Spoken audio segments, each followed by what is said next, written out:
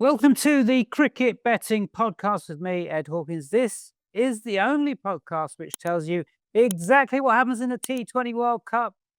And you must believe it, a ridiculous, ludicrous 97% return on investment on the 2026 best bets on this podcast. Normally they come at the end of the show, not this week though. A change up on that, so stay tuned. But we can only keep delivering insane profits if you sign up with our partners.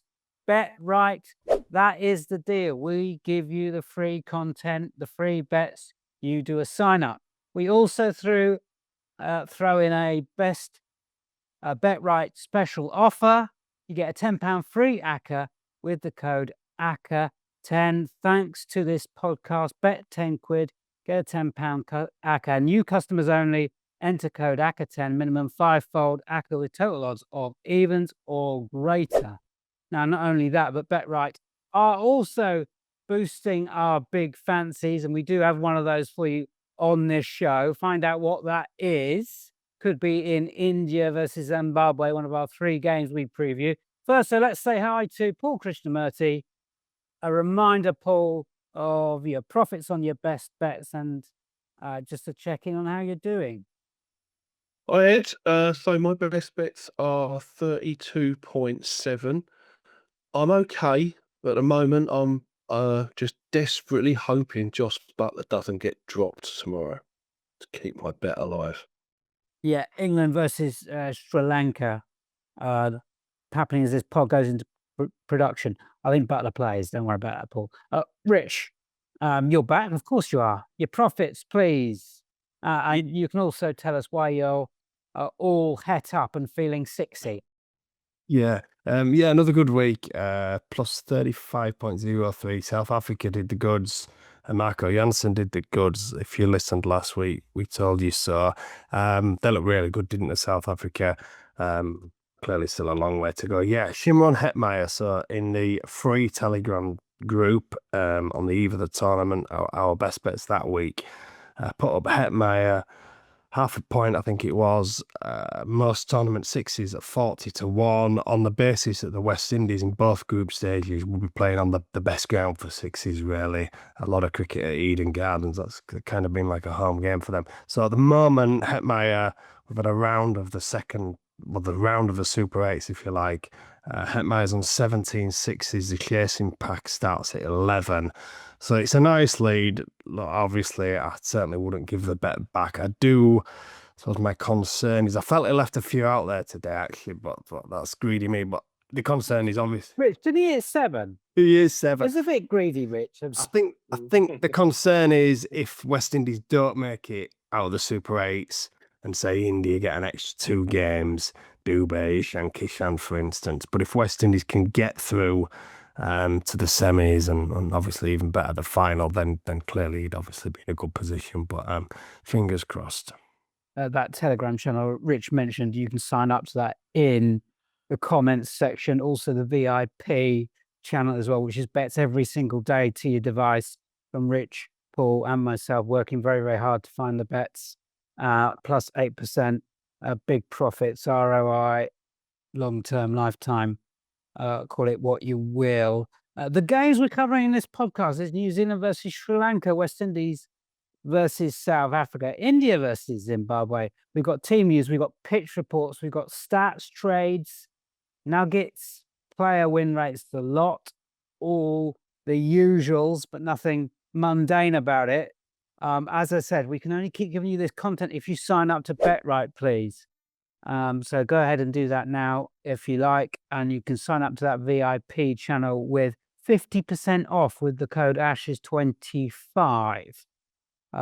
So don't know why you're not doing that either, really. Winners galore, particularly the last few days. We're doing some nice work. So let's kick off with New Zealand versus Sri Lanka. It's at the RPS on Wednesday, 13:30, 4-6 the Kiwis, 7-5 the Lankans, both AK bets. New Zealand expected to line up like this: Seifert, Allen, Ravinder, Shackman, Phillips, Mitchell, Santner, Neesham, Sodhi, Henry, Duffy. The Sri Lankans: Nisanka, Pereira, Mendes, Rathanayaka, Shanaka, Kamindu, Wellalaj, Hemantha, Shamira, Thikshana, and Madhushankar. long-term study on night matches at RPS is 55% bias for the chaser from 55 results. New Zealand versus Sri Lanka in Dambulla 2024. Kiwis 1-3-5 all out, where the largest 3-20. Just looking at that game and filtering Asian conditions to see if there was something in it for the Sri Lankans, but obviously not a huge study sample to go on because these sides have not met in these types of conditions enough. Just that one game. Rich, Sri Lanka have lost to Zimbabwe and England. They had started strong, but then injuries hit. Paul mentioned, but Patharana was a bad miss. I wasn't so sure. Paul was right. He always is. Are they done now? Yeah, I wasn't so sure actually. But yeah, the Australia game was brilliant, wasn't it? But yeah, it came crashing down to earth against England. The fact they've lost to Zimbabwe, who looked found out against the West Indies, doesn't look a strong body of form to me. And you think, and England obviously managed it, if you get Nasanka early, the very little chance really of them getting sort of 170, 180. If you can knock Nasanka over early, I think they're up against a good side here as well. They're certainly up against an efficient side and extreme talent with that new ball as well, which kind of makes you worry about Nisanka. Paul, who wins the match? I think Sri Lanka, I'm not down on them at all. I think they're in and outside. I was keen on them before they played Australia and, upset the odds there, but I wasn't overly enthusiastic about it afterwards because I don't really trust them. But they're at home. I think they've got a very good record at Premadasa over the years, and I don't really trust New Zealand here on a track like this.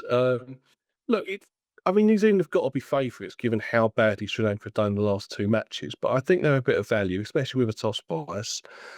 And yes, I agree. Like Nasanka and also that Kusa Mendes are absolutely critical, but they are cracking players, right? And if they do build a platform, and then you get the likes of Kamindu and Dathan Shanaka finishing, they're quite capable. So I think they're valued. Alrighty. It only takes, 2 or 3 of them to come off. That's the beauty of T20, of course. You don't need 11 guys contributing. One guy can win it for you. A game, of course. We'll keep going on the Sri Lanka. We'll have a bit of a check-in on the outright. I'm about to mention them, just see what the guys think about what's happening, with the caveat, of course, games going on all the time and odds changing, but we'll come back to that. Another nugget from you, Rich, for this game? Yeah, Glenn Phillips, player performance. I think he's busted 40 comfortably anyway in 3 of the 4 games he's played so far. But 33.5 is the current line with Bet365. His batting's great. He's a gun in the field. But look, I think Paul's right that this is the ground that could get at the Kiwis because it'll be more reliant on spin. Sri Lanka have more spin than New Zealand do, relying on Santner. But I reckon Phillips will do a bit of bowling here. There's a few left-handers in that top 6 of Sri Lanka's. So Phillips, I think you might see him maybe even bowling instead of Santner if there's two left-handers at play. But he just brings him into the game. You just feel like he's going to have a lot of work to do, and 33.5 doesn't look especially high to me. Always maintain one of the best pound-for-pound players in the world because you can do everything in all the formats. Glenn Phillips, really keen on Phillips. We've had some good wins on him down the years as well, on top bats as well, often underrated on that. Paul, ground angles for this one, and just sort of a note about grounds as we come into the business end of this tournament. We've had quite a lot of cricket played on some of these surfaces now, and it just seems to me that we're getting some used surfaces, and knowing whether a surface is going to be used or not might well be the key, or might well be the difference between big profits, small profits, because a used surface obviously can narrow the gap between teams. It brings spinners into play. That has impact across all different types of markets. Pace bowlers not bowling as much. Are you prepared to have to wait, Paul, for that pitch report at the toss to find out whether it's used surface, or are you less risk averse? It depends. Look, it's invaluable information. I mean, I did note the other day a very rare example of where we found out in advance where it got cancelled with a previous game at the Premadasa. Somehow or other, the news got out the night before that it was the same pitch that Sri Lanka played Zimbabwe on. Now, that's very rare to actually hear the exact pitch. So if you can get that, that's invaluable information, right? And as always, the key moment is that 5 minutes after the toss is made and they do the pitch report and you get a bit of information. Is it black soil, red soil, when it was used, etc. But I think still you've still got to look at long-term ground stats, and to take this ground, I mean, look, the market's wised up to a large extent. We're not getting these silly 12.5, 13.56 lines anymore. Just to remind, that is 17 matches out of 17, where the highest was 12, and 14 of the 17 were under 10. So even if you can get a 10.5, 11.5 line, still unders. And on the total match runs, 15 out of 17 matches are 313 or less, which is always under the line.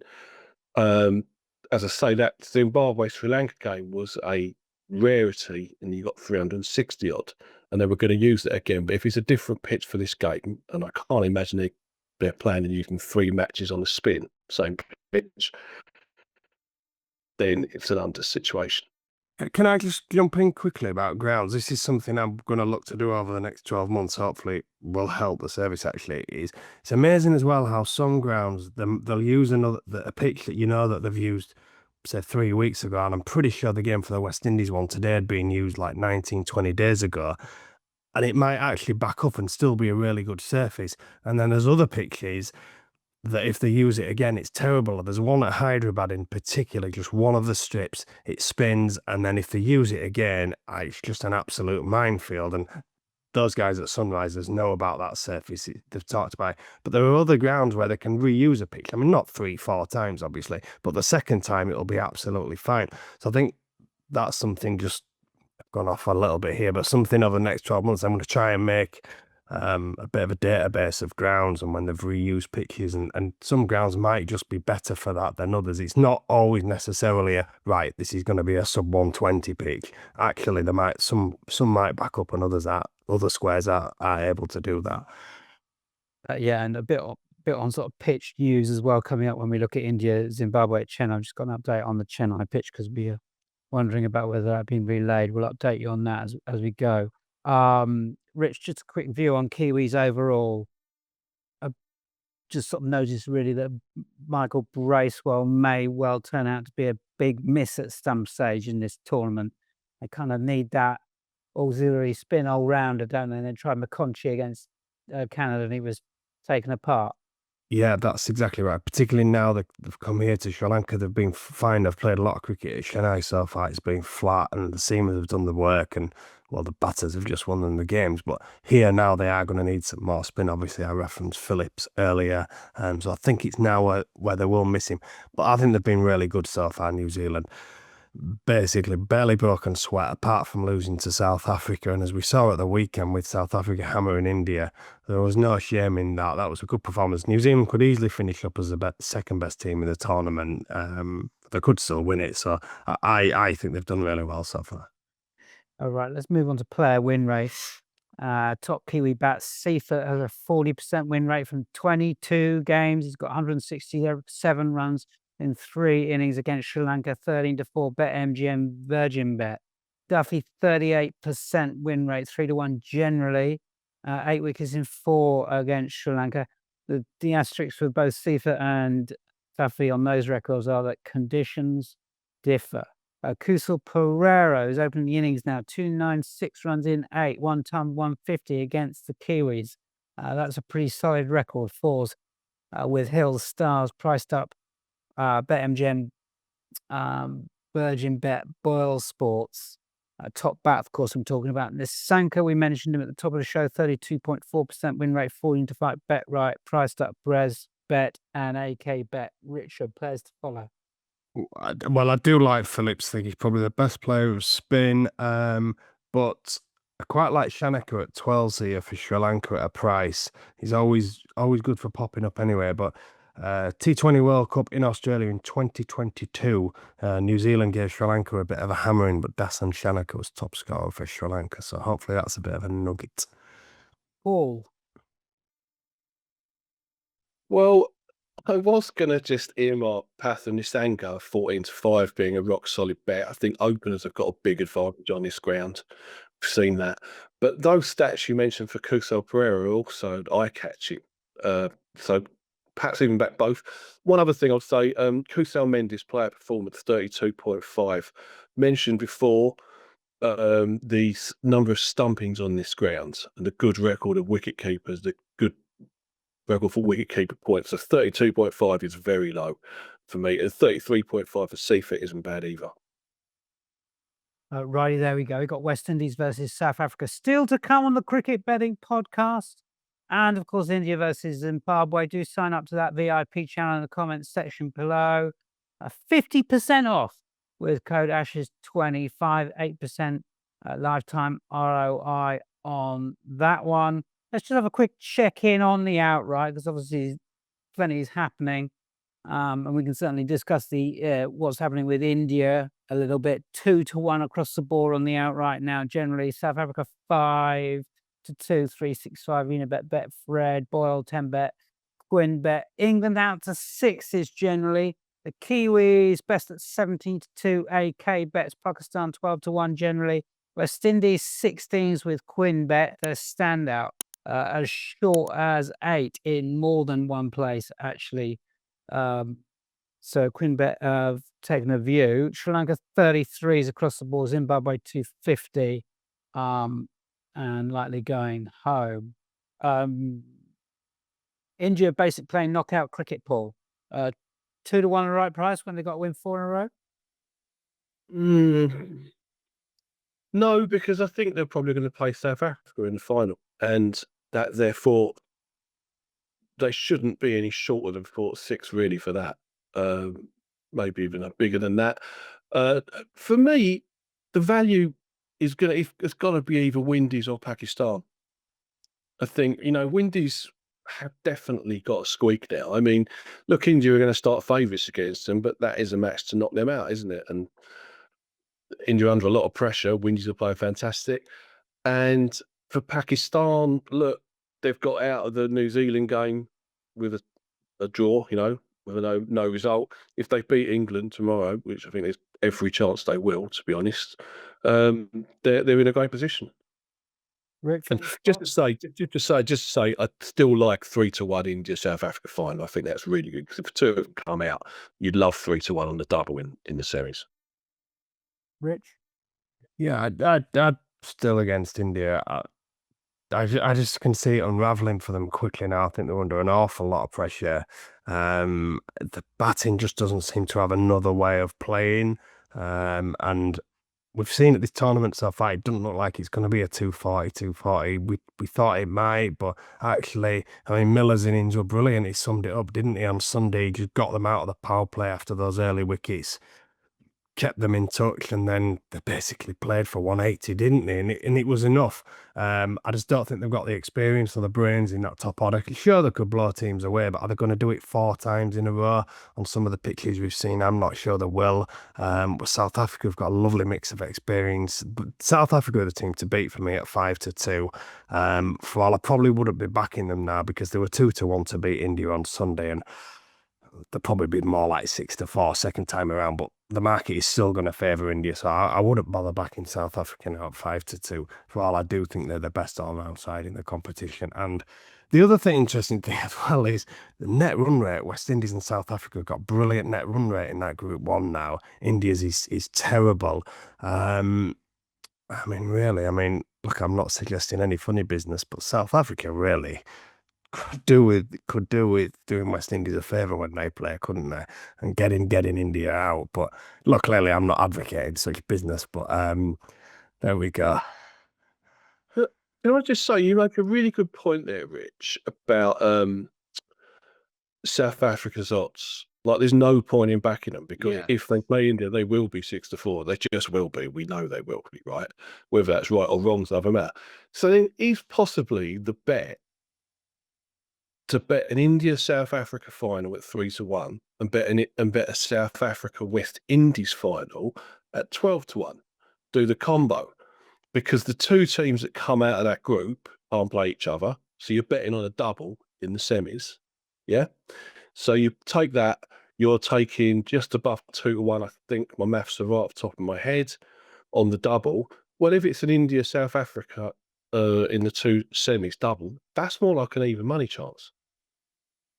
Right. And Yeah. the other way around wouldn't be a disaster, would it? No.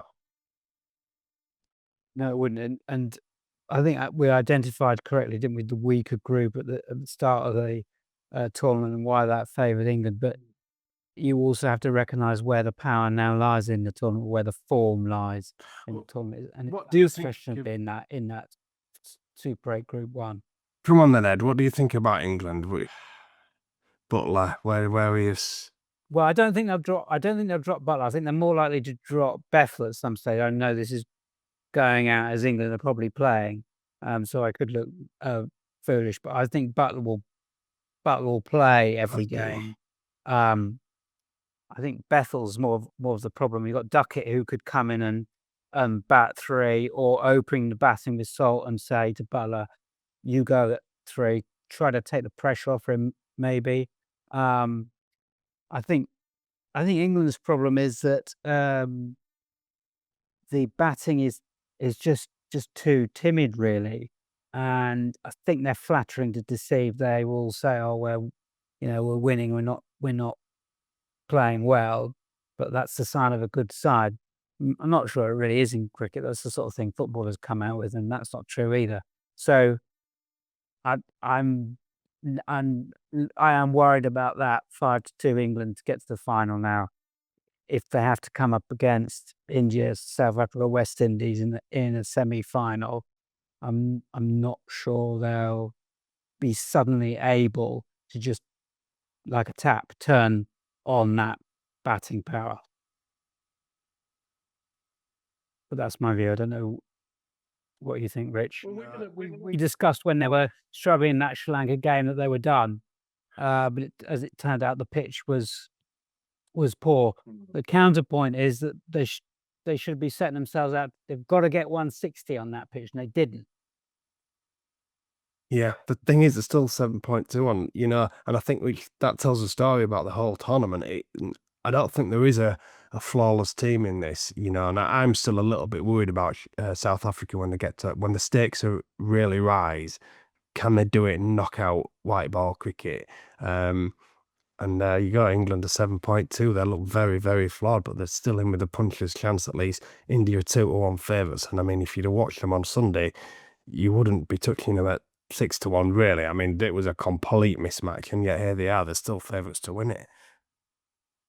Yeah, we're unfortunately, see, this is going to go out just before or just after the England game tomorrow, so we could look stupid, but there's no way they're half the price of Pakistan, is it? Are they?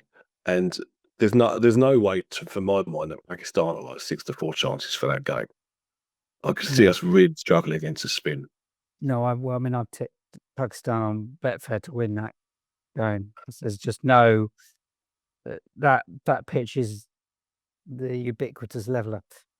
Let's talk about India anyway, and we'll try to find a winner in what is an absolutely bonkers blockbuster of a match. 09:30 Wednesday, West Indies versus South Africa on the road. Potentially that is Ahmedabad. 1-2 South Africa, generally 9-5 Windies with BetMGM, Virgin Bet. 2 form sides in the competition, the only ones with 100% records. West Indies, King, Hope, Hetmeyer, Powell, Rutherford, Shepherd, Holder, Hussain, Ford, Moti Joseph, South Africa, Markram, De Kock, Rippleton, Brevis, Miller, Stubbs, Janssen, Bosch, Maharaj, Rubada, and Geedy.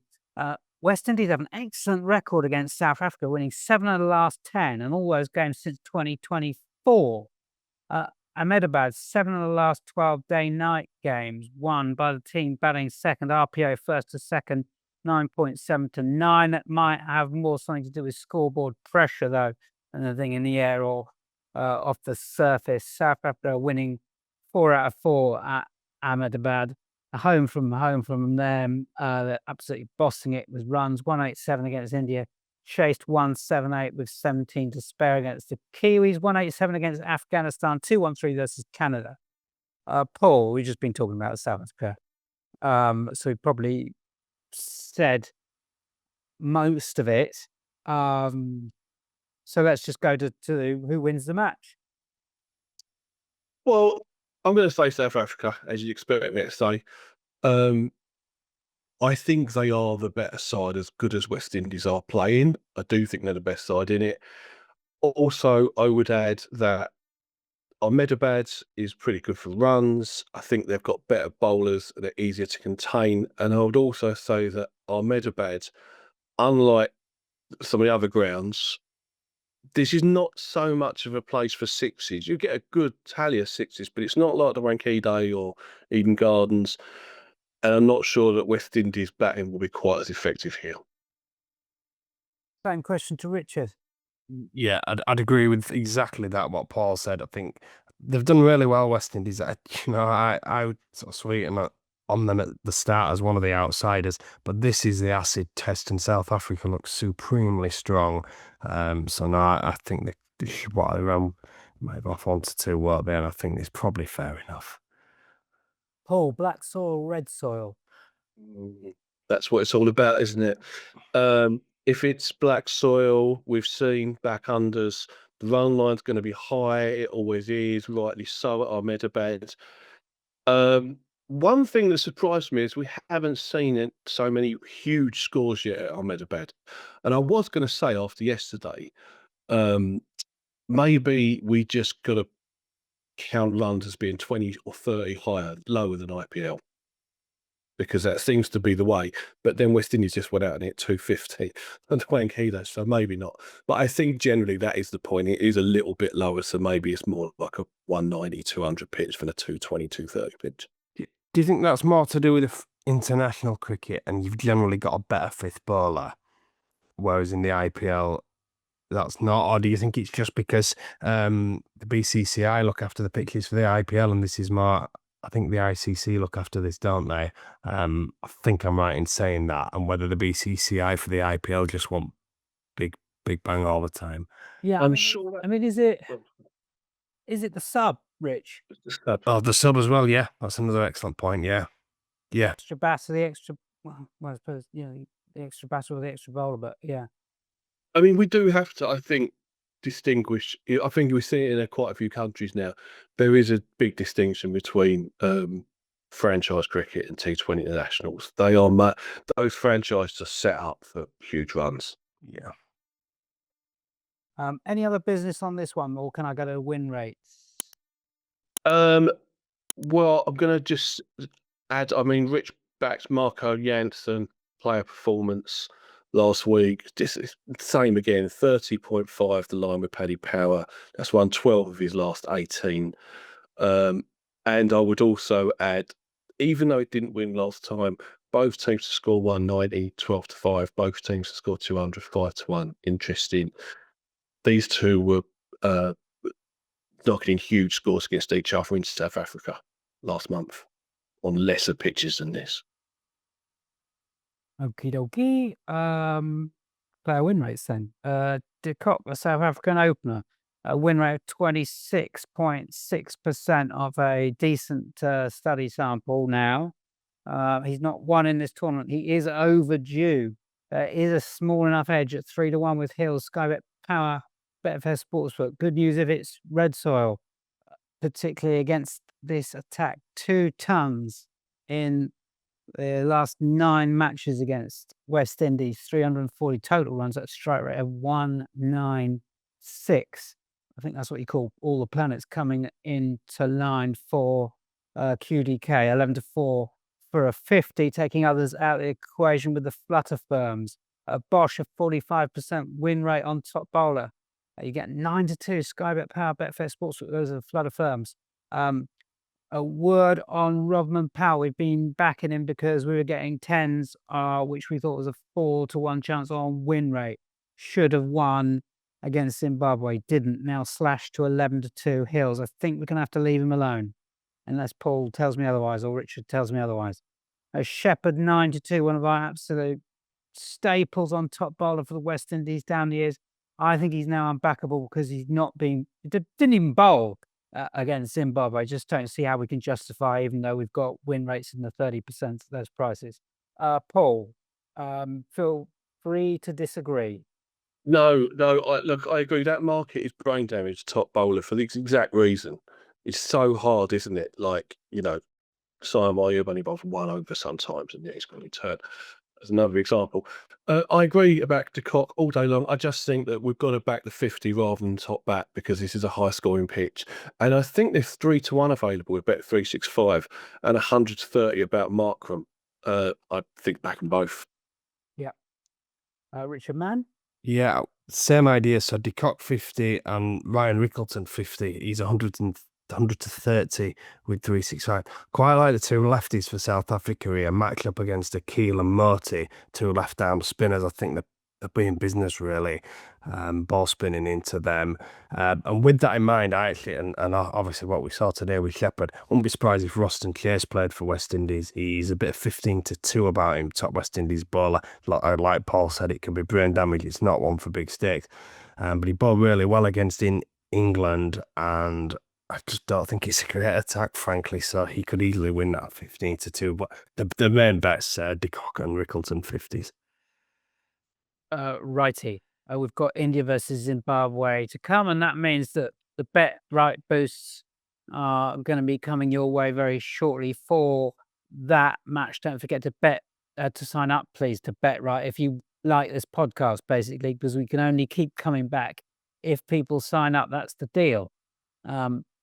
Also, have a look at the VIP channel in the comments section below. Sign up to that with 50% off with the code ASHES25 and get hold of that 8% ROI bets to your device for every single game.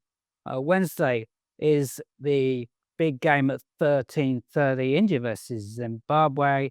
Chennai, the venue, must win for both teams. India's sort of 16s on with BetMGM version bet.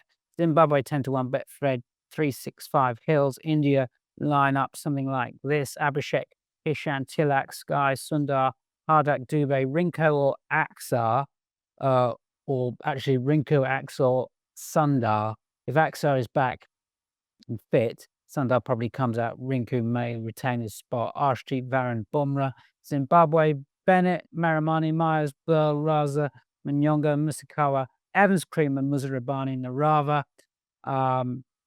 That Chennai surface that I mentioned at halfway through the show, we wondered whether it might have been relayed because 6 games on it all have busted 170, and in the last one Afghanistan busted 200. Chennai, historically a venue which gets slower and lower as the more traffic goes over it, and we were so concerned that we were seeing so many runs, we thought, has this been relayed? Well, it hasn't been relayed, but the outfield has, improving the drainage. That could well have changed the nature of the surface. We'll come back to Paul and see whether he thinks the angle has changed on that. We did highlight that in the tournament preview show that this would be the sort of the time to be going unders. There's no toss buys in night games. This is a night game, 8.6 RPO first innings average against 8.17. Rich. Now, I will ask you about the drainage system. I mean, that could make a difference, couldn't it? I'm not asking you to be a horticulturalist, but Yeah, of course. I mean, I found this a real puzzle actually because I watched Zadran batting on it the other day, and it just looked a real good pitch. And I've been one of the ones expecting at some point for it to go. The other thing that I'd consider here is looking at net run rate, and this is India's chance to get net run rate. They probably won't want a low scoring match, would they not? Would they not want a good pitch, a chance to make 230, 240, and then just basically bank on Bumrah and Varun bowling Zimbabwe out? So I know it's very late in the day to be making demands, but I mean, this is India after all, so I think they'd want a high scoring or an opportunity for a high scoring pitch. India can do what they want. If they don't get the pitch they want, they'll probably threaten to pull out. Paul, Paul, do we leave the Chennai angle? Because this was the time, wasn't it? And we've not really seen much, have we, in terms of things to be encouraged about sort of playing unders now, going against the tie? Yeah, absolutely. There's better things to do. There's better angles, and it hasn't shown any signal of that yet. All I would say is another angle channel is not just the runs, but sixes have always been very low here too, and it is still quite a hard ground to hit sixes. It's not up there with the Wankhede and Eden Gardens and Delhi. So considering that this could be very one-sided and Zimbabwe could get back first and be all out for 110, I would still say this is an unders if you're talking 15.5, 14.5 sixes. Rich, any hope for Zimbabwe here? No, I'm afraid not. Look, they acquitted themselves really well in Sri Lanka, but I think the pace of cricket there probably suits them. Bennett, for example, look, he's a brilliant young player and he's done really well. But those sort of games where he's just, 170 is a good score and he can kind of hold the innings together and people chip away. But I think when you come to India and generally the pitches have been flatter and they expect you need to score that little bit quicker. It just puts pressure on that batting lineup, and India's bowling, we can criticise the batting, but the bowling, that power play against South Africa, it was outstanding. Bumrah was out of this world, and I think it's too much for Zimbabwe. Paul, the stunning upset in the tournament, which has not materialised, is this it? You're so harsh on Australia. that was an upset. But yeah, no, it's not. No way. Cannot see it. As bad as India were in the last game, they will do what they have to do in this game. Cannot see any other result. All right, have we got any other business on this game before player win rates? Yeah, got a couple of some player performance stuff. So look, much as we love him, much as he is an old friend of the show, Sikandar Razda player performance very high. 41.5 player performance with the Flutter firms. That has lost on 5 out of 8 matches in the subcontinent, and they're up against India here, so I'd do that. And I would also note this, Mirza Rabbani, 11-4 over 1.5 wickets. That's won his last 5 matches, and he bowls 2 of the 4 overs at the death.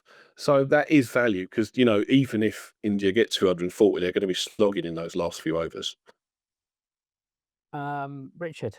Well, it sort of falls with play when I just think Bumrah's been outstanding, and I think he'll have the bit between his teeth. That sort of bet 365, better way market, 2 wickets, maybe even 3 wickets. He was just unbelievable against South Africa, and this batting lineup is not comparable to that. Alrighty, let's look at those player win rates. And just also worth focusing on that jam-packed India top order with left-hand bats. We spoke on the India versus South Africa game. We said Markram would open the bowling. He did, and he got Ishan Kishan, the left-hander, because they want that ball. The India opposition want that ball spinning away from the eye line of the right-hander. That's why they use an off-spinner against all those left-handers. Ball turning into any type of batsman, right-hand bat, left-hand bat, no problems. Well, not no problems, but much, much easier. Just a counterpoint on Raza. He could bowl out off-spin, but Ryan Bennett also might be used to bowl off-spin. They might try and get away with an over from Bennett up front, or maybe another over, a couple of overs in the power play from Bennett against those 2 left-handers in Abhishek and Ishan. So overs 22.5 player performance. Bennett was Flutter firms. I do have a note on Raza, overs 41.5, a bit high, Paul. But the big win rate is Brad Evans, top Zimbabwe bowler. Before this tournament started, a hit rate of 53% from a very, very healthy study sample for Zimbabwe. He will bowl at the death. He's now down to 42.8%. He is overdue. He hasn't won yet. BetRight have boosted him to 9-2, which is implied probability of 18.2%. Now we're saying he's winning at 42%. 42.8 is an absolutely huge edge. So that is a top-rated selection on the BetRight boost. Brad Evans, top Zimbabwe bowler at a massive 9-2. They've also boosted Abhishek Sharma again, 3-1 top India bat. What are you getting? 30% win rate, more than 30%. Ishan Kishan boosted to 4-1. Bumrah boosted to 3-1 top bowler. 13-5 Varun Chakravarti, same market, who is a popular fantasy on this show. Also, Brian Bennett won 42% of the time on top bat for Zimbabwe last 2 and a bit years. You can get 3-1 with a Bet Right boost. As I said, if you want to support the podcast, sign up to Bet Right. Richard Mann, put any of those boosts that you want to talk about. Work well. A lot of them stand out actually. I'll Bumrah 3-1. He could just be brilliant against South Africa. He could make mincemeat in the power play and against the tail. So that looks a very good bet. And obviously Brad Evans has been a friend of the show. I do think though that the Zimbabwe, I think the top order is going to be in bother. But you got to think about the way the game's going to go. India are going to need to go for the kill. There's going to be no messing about with Tilak bowling and over here there. Bumrah, new ball, Varun, let's just get into them and get them out. We try and get that net run rate.